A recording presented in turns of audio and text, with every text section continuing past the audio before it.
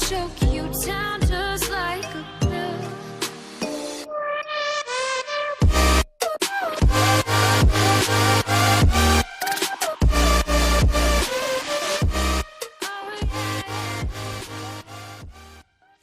He guys and welcome back to God is coming आखिरी episode. तो पिछले 2 दिन तक वीडियो नहीं आए क्योंकि मैं टारगेट पूरा होने का वेट कर रहा था, जो कि अभी तक भी नहीं हुए हैं। 5% लोग भी लाइक नहीं कर रहे। खैर, इस एपिसोड में आपको मैनिया सिम्बियोट के बारे में जानने को मिलेगा और ये भी कि कैसे कार्नेज उसके पीछे पड़ा हुआ है। जब एंडी बेंटन हाई स्कूल में थी, उसे नहीं पता था कि उसका जिम टीचर फ्लैश थॉम्पसन वो वैनम था। जब वैनम के एक दुश्मन ने क्लैश के बीच में उसके ऊपर हमला किया, तब फ्लैश को एंडी को बचाने के लिए अपने वैनम सिम्बियोट का यूज करना पड़ा। लेकिन इसी के चलते एंडी बेंटन और वैनम सिम्बियोट के एक छोटे से हिस्से ने बॉन्ड बना लिया और उन्होंने मिलकर मैनिया सिम्बियोट को जन्म दिया। लेकिन हाल फिलहाल मैनिया सिम्बियोट एंडी से छीना जा चुका है। अब बस उसकी छाती पे सिर्फ एक हेल मार्क है, जिससे वो हेल फायर का यूज कर सकती है और डीमंस को समन करके अर्थ पे बुला सकती है। जब से उसने अपना सिम्बियोट खोया है, वो फिर से फिलाडेल्फिया में आकर रहने लगी है अपनी आंटी के साथ और एक सिम्बियोट के बिना अपनी लाइफ जीने की कोशिश कर रही है। वो एक सपना देख रही थी जहाँ मैनिया उसके पैर को काट लेता है। एंडी ने उसे एक किक किया और वहाँ से भागने की कोशिश की, लेकिन सिम्बियोट ने कहा, तुम कहाँ जा रही हो एंडी? तुम भाग कर नहीं जा सकती, हम तुम्हारा एक हिस्सा हैं, तुम कभी आजाद नहीं हो पाओगी। और तभी एंडी एकदम से जाग गई। ये एक और बुरा सपना था। इस हफ्ते ये 4थी बार है। चलो, कम से कम इस बार वो चिल्लाते हुए नहीं जागी। अब इसका ये मतलब हो सकता है कि या तो सपने आसान हो रहे हैं या फिर मुझे सपनों की आदत पड़ रही है। वो बाहर जाकर आंटी सैरा को आवाज लगाती है, जो कि एंडी के लिए अंडे की भुर्जी बना रही थी। लेकिन एंडी ने कहा, आप जानती है कि मुझे अंडे पसंद नहीं है। फिर वो फ्रिज के अंदर घुस गई। सारा ने पूछा, तो तुम्हें आज रात कोई सपने नहीं आए? एंडी ने एक सोडा निकालते हुए कहा, मैं तो एक बच्चे की तरह सोई थी। इस पे आंट सारा को कुछ अजीब लगा क्योंकि हाल फिलहाल वो काफी कॉफी पी रही है और ब्रेकफास्ट में सोडा कौन पीता है। तो एंडी ने कहा, अब मैं एक बच्ची नहीं हूँ। सारा कहती है, जानती हूँ, लेकिन फिर भी मैं तुम्हारी देखभाल करना नहीं छोड़ूंगी। अब तो तुम्हें मुझे झेलना ही पड़ेगा। एंडी ने कहा, और तभी तो मुझे मजा आएगा। खैर, वो बाहर निकलती है। सोच रही है ये कितना अच्छा है कि आंट सारा मेरी देखभाल करती है। मैं पहले ही उसे कई बार चिंता में डाल चुकी हूँ, लेकिन अगर उन्हें सच पता चल गया, अगर उन्हें इस बात की जानकारी मिली कि मैं कौन कौन सी चीज़ों से गुजर रही हूँ, तब वो मेरे ऊपर बहुत गुस्सा होंगी। मेरे लिए ये डर, वो नाइटमेयर, इन सब की शुरुआत वहाँ से हुई जहाँ से हमेशा ही होती है, हाई स्कूल जिम क्लास, जहाँ मैं फ्लैश थॉम्पसन से मिली, जो कि उस टाइम पे हमारा कोच था और अपनी दोनों टांगें खो चुका था। उसके पास एक सीक्रेट था, हम सब के पास होता है, लेकिन उसका सीक्रेट बाकी सबकी सीक्रेट से बहुत बड़ा था। वो एक सुपर हीरो था, एजेंट वैनम। एक सिम्बियोट से उसे बहुत सारी पावर्स मिलती थी, लेकिन अगर मैं सच कहूँ तो वो अपना काम करने में इतना भी एक्सपर्ट नहीं था। मुझे बचाने की कोशिश करते हुए उसने एक्सीडेंटली मुझे मैनिया सिम्बियोट में कन्वर्ट कर दिया। मैं भी एक टाइप की सुपर हीरो ही थी, लेकिन लगता है कि इस सुपर हीरो वाले काम में उतनी ही बुरी थी जितना वो था। मेरे सिम्बियोट को मुझसे चुरा लिया गया, न्यूयॉर्क की गलियों में मुझसे छीन लिया गया। फ्लैश थॉम्पसन अक्सर फैंटम लिम्ब सिंड्रोम के बारे में बात किया करता है। उसने कहा था कि उसे अब भी अपनी टांगें महसूस होती थी। अब जब मेरे पास अपना सिम्बियोट नहीं है, तो मुझे महसूस हो रहा है कि फ्लैश कैसा फील किया करता था। गाइस, एंडी अपनी दोस्तों के साथ मजे कर रही है। मैं ये तो नहीं कहूँगी कि मैं एडजस्ट हो चुकी हूँ, लेकिन मैंने एडजस्ट होना चालू कर दिया है। बस मैं सब कुछ सही तरीके से करने की कोशिश कर रही हूँ। मैंने कुछ दोस्त बनाए हैं, नॉर्मल वाले दोस्त। हालांकि इससे कुछ टाइम के लिए मैं उस सिम्बियोट के बारे में भूल जाती हूँ। मुझे लगता है कि अगर मैं इसी तरीके से काम करती रही तो मेरे वो सारे बुरे सपने मुझसे दूर हो जाएंगे। तभी अपनी कॉफी में चीनी डालते टाइम एंडी ने पीछे मुड़कर देखा कि मैनिया सिम्बियोट उसके सारे दोस्तों को मार चुका था। उसने कहा, कभी नहीं एंडी, तुम मुझसे आजाद नहीं हो पाओगी, हम तुम्हारा एक हिस्सा हैं।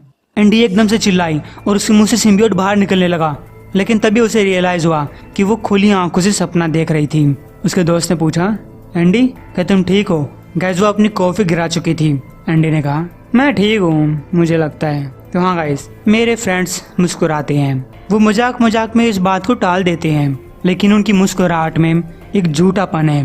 हालांकि उनमें से कोई नहीं पूछता, लेकिन सब यही सोचते हैं कि एंडी के साथ क्या दिक्कत है। हालांकि इसमें उनकी भी गलती नहीं है। अगर मुझे इसका जवाब पता होता तो मैं उन्हें बता देती। गाइस कोई काफी लंबे टाइम से एंडी का पीछा कर रहा है। तभी एंडी अपनी काम करने वाली जगह पे पहुंची। शॉपकीपर मिच ने कहा, एंडी तुम लेट हो फिर से। एंडी कहती है, लेकिन मैं कॉफी लेकर आई हूँ फिर से। लेकिन काफी कुछ समझाने के बाद मिच मान जाता है और वह एंडी की लाई हुई कॉफी पीने लगा। एंडी सोच रही है, यह अजीब है, इन नाइटमेयर्स के बीच में इतनी खामोशी है, फिर भी मैं अपने अंदर के उतावलेपन को बढ़ता हुआ महसूस कर पा रही हूँ, क्योंकि मुझे लगता है कि आज नहीं तो कल ये नाइटमेयर वापस आने ही वाले हैं। वो हमेशा आते हैं। तभी एंडी की कॉफी के अंदर से मैंने सिम्बियोट बाहर निकला। उसने कहा, हम तुम्हारा हिस्सा हैं, तुम कभी आजाद नहीं हो पाओगी, कभी नहीं। आवाज सुनकर मिच बाहर निकला। उसने कहा, व्हाट द हेल एंडी, बाहर क्या हो रहा है? लेकिन उस सिम्बियोट ने मिच के ऊपर भी अटैक कर दिया। एंडी चिल्लाई, लेकिन अगले ही सेकंड सब कुछ नॉर्मल था। ये फिर से उसका एक नाइटमेयर था, इसलिए वो मिच को बिना कुछ बताए बाहर निकल गई। वो कुछ टाइम के लिए खुली हवा में सांस लेना चाहती थी। कुछ घंटे चलने फिरने के बाद वो वापस घर पहुंचती है। अगर एंड सहरा को पता चला कि मैं काम छोड़कर भाग आई हूँ तब वो मुझे बहुत डांटेंगी। लेकिन सच तो ये है कि मैं उन्हें बताना चाहती हूँ, लेकिन अगर मैंने उन्हें बताना चालू किया तो मैं चुप नहीं रह पाऊंगी। मैं उन्हें सब कुछ बता दूंगी, तब शायद वो समझ जाए। गाइस एंडी घर पहुंची तो एंड सहरा बैठी हुई थी। उसने कहा, एंडी डियर इधर आओ, पास आओ। एंडी पूछती है, आप आज कुछ अजीब बिहेव कर रही हैं, क्या सब कुछ ठीक है? तभी सहरा की बॉडी को फाड़ता हुआ कार्नेज बाहर निकला। उसने कहा, सब कुछ ठीक है बेटा, सब कुछ ठीक है। एंडी सोचती है, ये सच नहीं है, ये बस मेरा एक और वहम है, मेरा दिमाग मेरे साथ खेल रहा है। कार्नेज ने कहा, आ जाओ एंडी, एंड सहरा को एक किस दो ना। एंडी ने कहा, ये सच नहीं हो सकता। कार्नेज कहता है, ओ लड़की, ये सच है, ये कोई सपना नहीं है। लो मैं तुम्हें चुटकी भरकर दिखाता हूँ, तब शायद तुम जाग जाओ। कार्नेज अब तक पूरी तरीके से बाहर निकल चुका था। एंडी को अब भी लग रहा है कि ये सब उसका एक सपना है। कार्नेज एंडी के ऊपर हमला करता है। पहली बार तो एंडी बच गई, लेकिन दूसरी बार कार्नेज ने एंडी के हाथ को घायल कर दिया। वो इसी घायल हाथ से बाहर की तरफ भागती है। कार्नेज ने कहा, ओ कहाँ जा रही हो? अभी हमारा खेल खत्म नहीं हुआ है, अभी तो बस शुरुआत हुई है। एंडी बाहर निकली ही थी कि एक पड़ोस का बूढ़ा उसके पास आकर बोला, ओ माफ करना एंडी। उसका पेट डॉग एंडी की तरफ भौंके जा रहा था।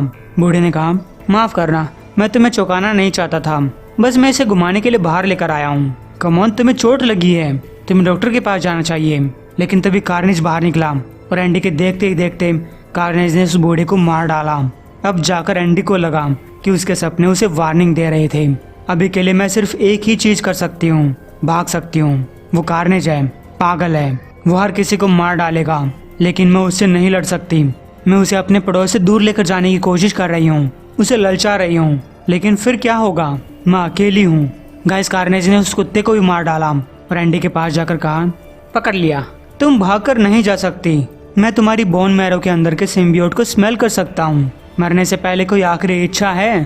तभी एंडी हल्के डीमंस को सम्मन करती है और हेल्प फायर का यूज करते हुए उसने अपने हाथ को भी ठीक कर लिया।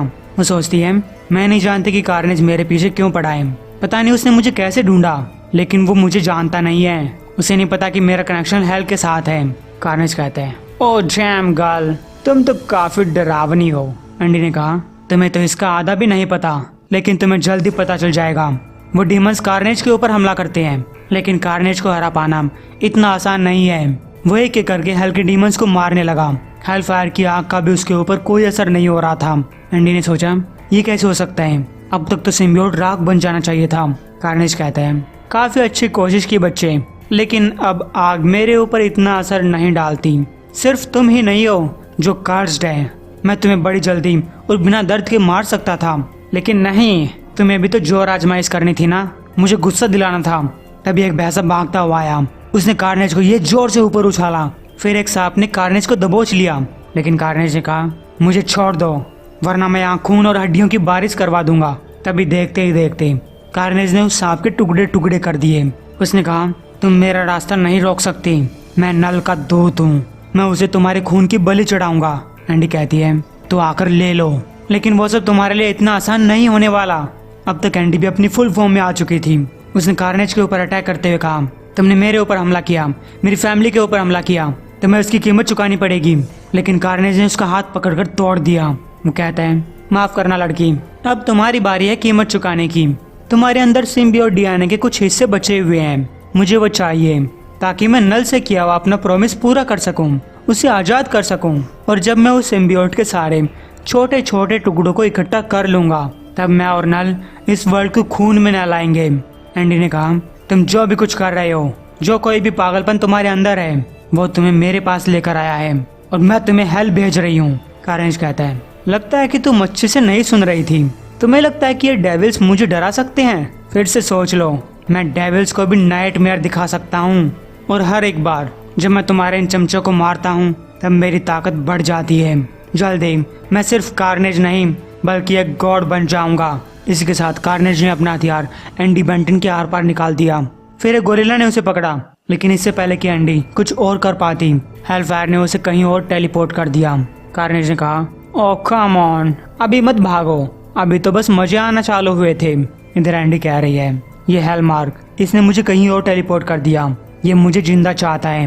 कार्नेज ने मुझे मार दिया होता, मैंने अपनी पूरी ताकत से उस पर हमला किया था, लेकिन मैं उसे नहीं रोक पाई। वो ताकत इकट्ठा कर रहा है और अगर उसने मुझे हरा दिया तो दूसरे लोगों के पास तो वार्निंग देने के लिए कुछ है भी नहीं। वो अपने हाथ और अपने पेट के घाव को फिर से ठीक करती है और कहती है, चलो कम से कम इस तरीके से मुझे एक और दिन जीने को मिल जाएगा। और फिर अचानक से मैं गिर नहीं रही थी, बल्कि मैं न्यूयॉर्क के अंदर हूँ। यहाँ वैनम है, वो दूसरे वाला वैनम, एडी ब्रॉक। मुझे उसे ढूंढना होगा, उसे कार्नेज के बारे में वार्निंग देनी होगी, उसे बताना होगा कि कार्नेज उन लोगों के पीछे पड़ा हुआ है जिनका सिम्बियोट से कुछ न कुछ कनेक्शन है। हमें उसे रोकना होगा। तभी एंडी को लगा कि मैनिया सिम्बियोट उसका पीछा कर रहा है, लेकिन अब की बार ये उसका वहम था। वो कहती है, मैं उसे अकेले हैंडल नहीं कर पाऊंगी, मैं उसे अकेले रोक नहीं सकती, लेकिन मैं अकेली नहीं हूँ, है ना, मैं कभी अकेली नहीं रहूंगी। और हालांकि मैंने कार्नेज को फिलाडेल्फिया में छोड़ दिया, मैं अब भी उसे फील कर सकती हूँ। उधर कार्नेज ने एंडी बेंटन के सारे डीमंस को मार दिया है। वो कहता है, उस छोटी सी लड़की को लगता है कि वो भाग जाएगी, छुप सकती है वो। क्या उसे पता नहीं कि वो जहाँ कहीं भी जाएगी मैं ढूंढ सकता हूँ? क्या वो ये नहीं जानती कि वो मुझे वहाँ लेकर जा रही है जहाँ मैं जाने की सोच रहा था?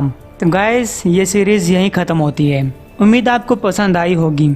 एम करते हैं 1250 लाइक्स के लिए, और इसके बाद आप लोग एब्सोल्यूट कार्नेज जाकर देख सकते हैं, फिर नल इज कमिंग देख सकते हैं। और नल इज कमिंग का अगला एपिसोड परसों आने वाला है, तो तैयार रहिएगा।